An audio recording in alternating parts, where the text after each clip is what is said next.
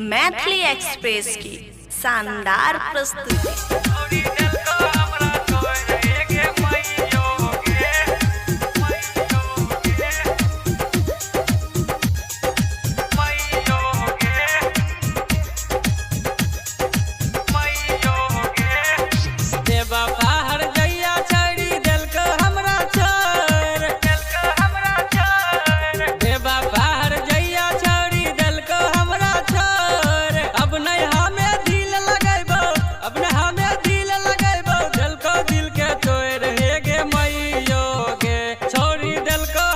छोड़ रहे गे मैयो गे छोड़ी दिल को हमरा छोड़ रहे गे मैयो गे छोड़ी दिल को हमरा छोड़ रहे गे मैयो गे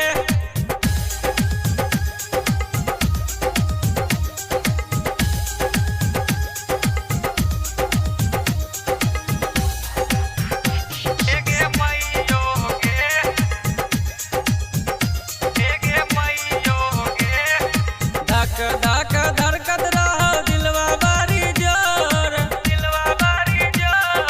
धक धक धड़कत रहो दिलवा बारी जोर सौर समाज सब जनल को सौर समाज सब जनल को कल को सगरो सो रहे गे मैयो गे नेहवा दिल को दिलवा तो रहे गे मैयो गे नेहवा दिल को दिलवा तो रहे गे मैयो गे उजवा दिल को दिल के तो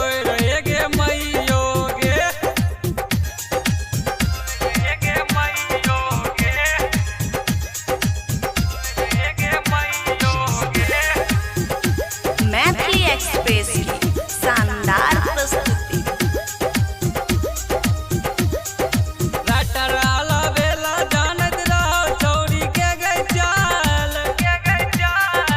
रटराला बेला जानत रहो छोड़ी सबके चाल सुदीना जे काहे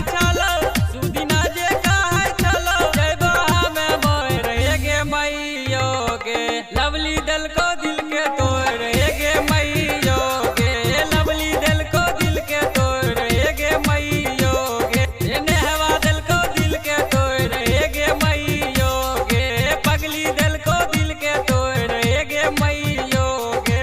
मैथिली एक्सप्रेस की शानदार प्रस्तुति।